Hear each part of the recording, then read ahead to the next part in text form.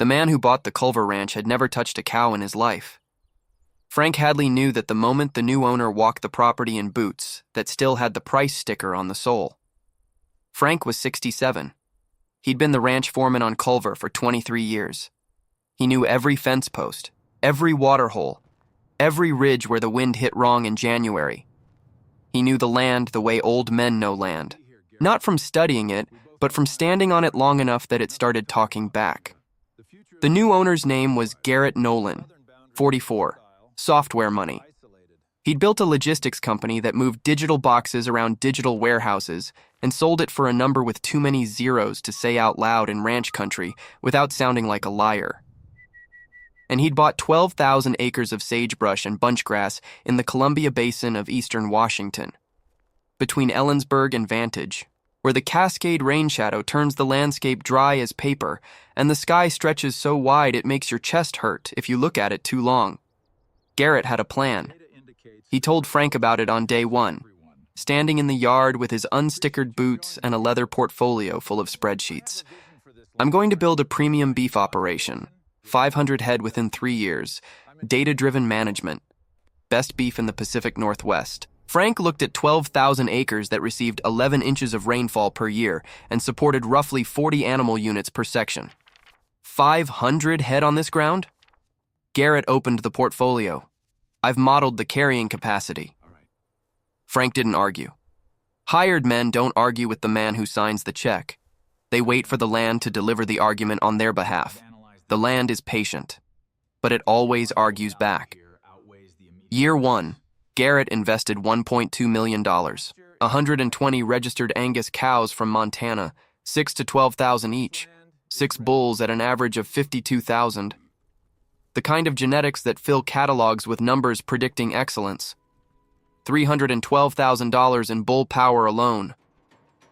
A handling facility that looked like a veterinary school. Hydraulic chute, curved alley, bud box, non-slip concrete, $80,000.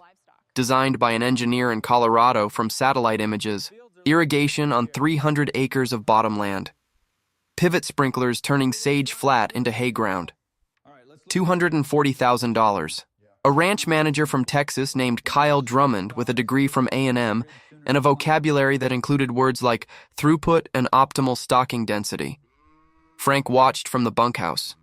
Fed the cattle every morning, fixed the fence, checked the water, did the work that nobody put on a spreadsheet because it existed below the resolution of a logistics platform. He didn't say that 11 inches of rain doesn't grow grass for 500 head. Didn't mention that the handling facility was designed for flat ground and 60% of Culver is slope. Didn't explain that Montana hay-fed cattle don't transition to Columbia Basin sage without weight loss and stress. Garrett didn't ask. Men like Garrett believe 23 years of standing on dirt is worth less than a spreadsheet built in a week. Year 2. The cows lost weight. The Montana genetics were bred for hay and grain. On Basin Range, dry bunchgrass, low protein, minimal volume. Body condition dropped from 6 to 4. Conception fell to 61%. Below break even. The irrigated hay cost more to produce than buying hay from the Catitas Valley 30 miles west. $12,000 in electricity per year for the pivots alone. 3 of the 6 bulls developed foot problems. Hooves bred for irrigated pasture, wearing unevenly on volcanic rock and hardpan. 2 went lame. Frank shipped them to the Ellensburg sale barn in September. Bulls that Garrett had paid $52,000 each sold for salvage at $900 apiece. $102,000 of genetics walking out of a ring for $1,800 total. Frank didn't tell Garrett the sale price. Some numbers are kinder left unspoken. Kyle's systems failed because they were designed for a different landscape. The curved alley required pushing cattle uphill. The bud box confused animals trained in straight systems. By year 3, Garrett stopped visiting. Kyle quit in October. The herd was down to 78 cows and 4 bulls. Frank was alone, running 12,000 acres at 69 years old with cattle that didn't belong on this ground and bulls that cost more than his house. Then the phone call. Frank, I'm shutting it down. Listing the property in January, sell the cattle, whatever they bring. All of them. All of them. The cows, the bulls, everything. Frank arranged the dispersal through the Ellensburg market. The 78 cows sold over 2 Saturdays in December. Drought and oversupply had crushed the market. Cows that Garrett had paid $6,000 to $12,000 each brought an average of $1,400. $109,000 total for cattle that had cost over $1 million. The 4 remaining bulls were listed, but nobody bid above salvage. Registered Angus with no show record and worn feet on a market already flooded with culled stock. The bulls didn't sell. They sat in the lot for a week. The market manager called Frank. Nobody wants them. You want me to run them through again next Saturday at a lower reserve? Frank loaded them back on the trailer and brought them home. Told Garrett the bulls didn't move. Garrett's response was one sentence. I don't care. Just get them off the property before the listing goes live. Frank set down the phone. Looked at the halter he'd been repairing. 23 years, 3 owners. The first one understood the land. The second one died. The third bought it with software money and quit when the land wouldn't run his program. The sale was scheduled for January. But winter in eastern Washington closed the passes and delayed the trucks. February. Another delay. March.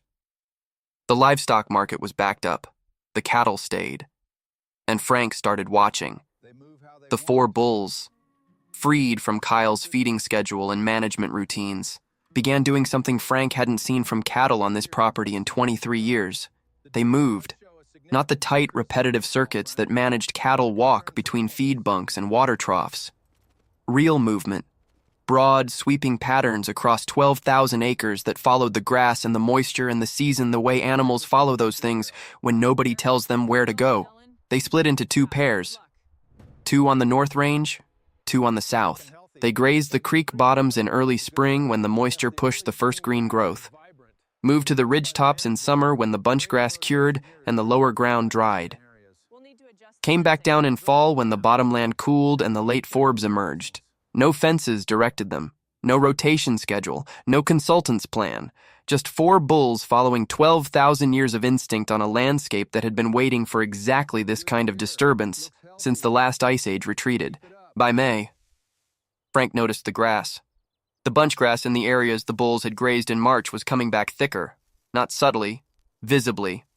The grazing had triggered tiller production, the same response that native grasses evolved to produce under bison pressure, brief impact, then long rest. The grass was programmed for this. It had been waiting. In the areas the bulls hadn't touched, the old, stagnant bunchgrass stood in gray clumps with dead centers. Ungrazed grass doesn't thrive. It stagnates. The plant produces growth. The growth shades the center. The center dies. The plant shrinks. Without disturbance, the system runs backward. The bulls were the disturbance, and the land was responding like a patient waking up from anesthesia. Frank delayed the sale. Didn't tell Garrett. Didn't tell the real estate agent. Each week he called the market and said, next week. Each week he walked the property and documented what he saw. Week by week, the changes accumulated. The bare ground between bunchgrass clumps, which had been 60% of the surface under Garrett's management, was filling in. Not with weeds, with native forbs, lupine, balsam root, yarrow, plants that hadn't been seen on this ranch in a decade because the previous stocking rate left nothing for them to colonize. The biological soil crust, the thin layer of mosses, lichens, and cyanobacteria that holds desert soil together and prevents erosion, was reforming in areas where the bull's dung had deposited moisture and organic matter. Under Garrett's management, the crust had been trampled to dust by too many hooves in too small an area. Now, with 4 bulls spread across 12,000 acres, the disturbance was light enough that the crust could rebuild between visits. And the wildlife. This was the part that made Frank stand on the North Ridge one morning in June and take off his hat because what he was seeing deserved a moment of something close to reverence. Mule deer. A group of 7, 2 does with fawns and 3 yearlings, browsing the north slope alongside the bulls. Frank hadn't seen deer on that slope in 3 years. Under Garrett's 120-head operation, the cattle had grazed the browse so short that deer had nothing to eat. The deer left, now. With the browse recovering, The deer came back. Sage grouse, a pair. Flushed from the bitter brush at the edge of the creek bottom when Frank rode past. Sage grouse had been on the county's species of concern list for a decade. Their habitat was sagebrush steppe with an understory of native bunchgrass and forbs, exactly the kind of ground that overgrazing eliminates and the bull's natural pattern was restoring. A pair of red-tailed hawks nesting in a dead cottonwood on the south ridge. A great horned owl in the old barn that Frank hadn't heard in 2 years. Meadowlarks singing from fence posts where they'd been silent. The food chain was reassembling itself from the soil up. Microbes in the dung, insects in the forbs, birds in the insects, raptors above the birds. Each layer triggered by the one below, and the bottom layer, the soil, had been activated by 4 bulls doing nothing except walking and eating and leaving behind exactly what the ground needed. Frank called Dr. Ellen Tsao at Washington State University. She was a rangeland ecologist who'd surveyed the Culver Ranch 2 years earlier and told Frank the land was overstocked and degrading. She'd been right. What she hadn't predicted was what would happen when the cattle left and 4 bulls stayed. Ellen drove to the ranch on a Saturday in June, walked the property for 6 hours, took soil probes, GPS points, vegetation transects, dung distribution maps, the data collection of a scientist who is encountering something that contradicts her model and needs to measure it before she can believe it. The numbers she brought back to Pullman made her sit in her office for an hour before calling Frank. Bunchgrass density in the bull-grazed areas, up 41% from her survey 2 years ago. Native forb species count, from 4 to 17. Soil organic matter, up 12% in the areas with the highest dung concentration. Biological soil crust coverage, from 8% to 23%. Bare ground. The exposed soil that erodes in wind and rain and represents the slow death of rangeland, down from 60% to 31%. All of it in 14 months, with 4 bulls, no seeding, no irrigation, no fertilizer, no human intervention of any kind. Frank, Ellen said on the phone, I told you 2 years ago this ranch was degrading. I was right about the cause. I was wrong about the solution. I thought the land needed rest from cattle. What it needed was the right cattle at the right density doing the right thing. Your bulls aren't resting the land. They're stimulating it. And the land is responding faster than any restoration project I've seen in 20 years. What are they doing that's different? They're behaving like native ungulates, brief grazing events in one area, then long rest while they move somewhere else. The grass gets grazed, which triggers regrowth. Then it gets left alone, which allows recovery. The cycle repeats. That's what bison did on this landscape for thousands of years. Your bulls are doing it accidentally because nobody is telling them not to. Frank called Garrett that evening. Mr. Nolan, I haven't shipped the bulls. Something is happening on this property that you need to see. Garrett drove from Seattle the following weekend, first time in 8 months. Boots still had the sticker. Frank noticed, didn't mention it. They drove the property for 4 hours. Frank showed him the north pasture where the bunchgrass was denser than it had been in 2 decades. The creek bottom where native forbs had returned. The ridge where mule deer browsed alongside the bulls. First deer in 3 years. The hawk nest. The owl in the barn. Ellen's report was on the dashboard. Garrett read it 3 times. He stood on the north ridge at sunset. 12,000 acres of Columbia Basin below him, the Cascades purple against the western sky, and said something Frank didn't expect. I spent $1.2 million trying to make this land produce what I wanted. And 4 bulls walking around on their own did more for it in 14 months than I did in 3 years. Frank stood beside him. Dutch Culver ran 40 head on this ground for 31 years. 2 bulls. He never built an irrigation system, never bought a $50,000 sire, never hired a manager with a degree. He just listened to the land and left it alone when it said, enough. Garrett looked at Frank, the look of a man recalculating not just a ranch but a philosophy, the realization that the skills that built a software company, optimization, scaling, efficiency, were exactly the wrong skills for a landscape that operates on principles older than commerce. You can't optimize 12,000 years of ecology with a 3-year spreadsheet. Garrett didn't sell the ranch. He called Frank and said 3 words that Frank had never heard from any employer in 23 years. What should we do? Frank took a while, not because he didn't know, because being asked was new. Run what the land can carry, not what the spreadsheet says. 40 head, maybe 50, on 12,000 acres, 2 bulls, and let them move. No internal fencing, no rotation schedule. Let them follow the grass the way they're doing now. The land will tell them where to go.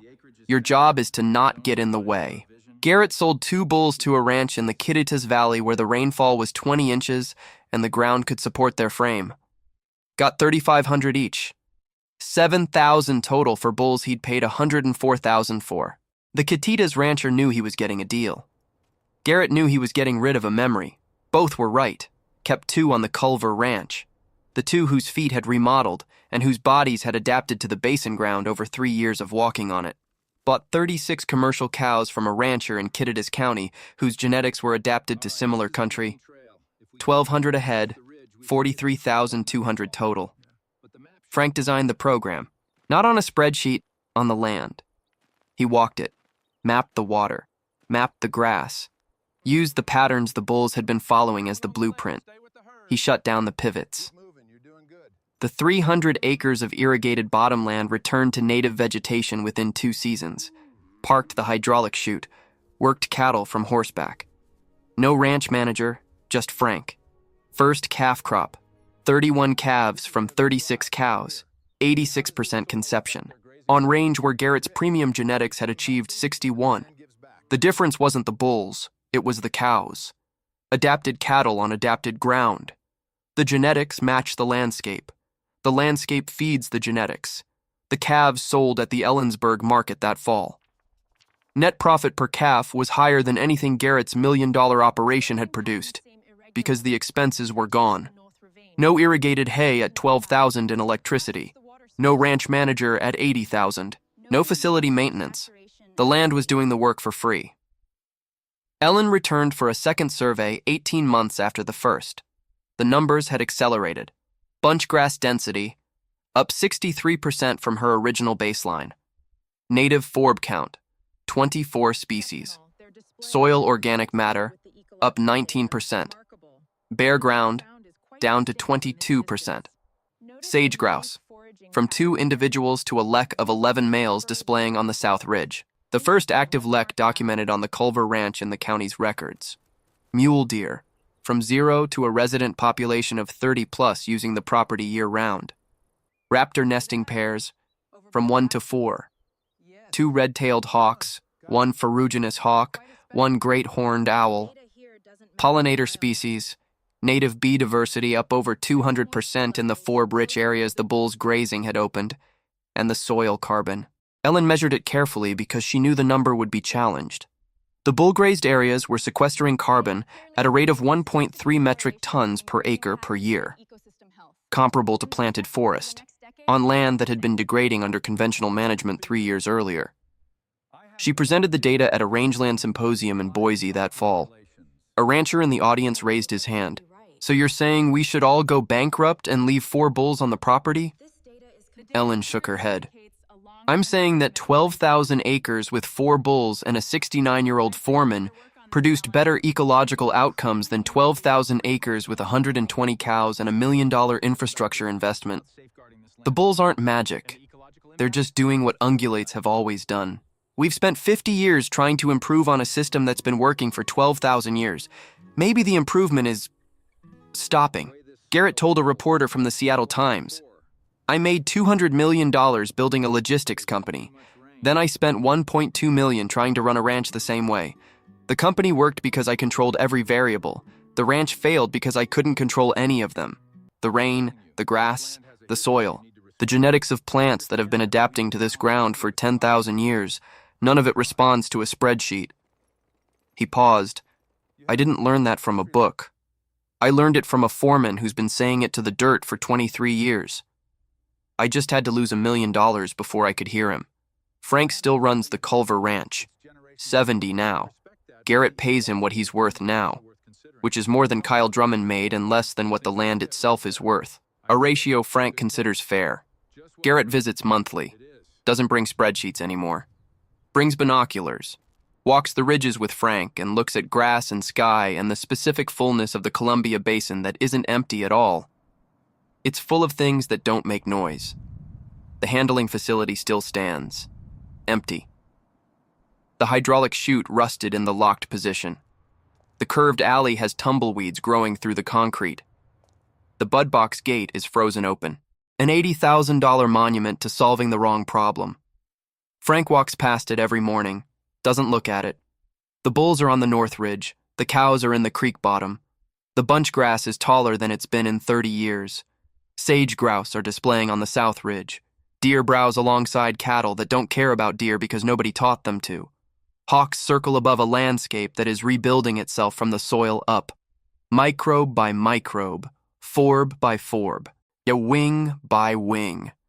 And the land is running the program it's been running since the glaciers left. 12,000 years of code, written in grass and rock and water and the movement of animals across open ground. All it needed was for someone to stop trying to rewrite it. And a foreman old enough to know that the best thing a man can do for a piece of tired ground is take his hands off the wheel and let it drive.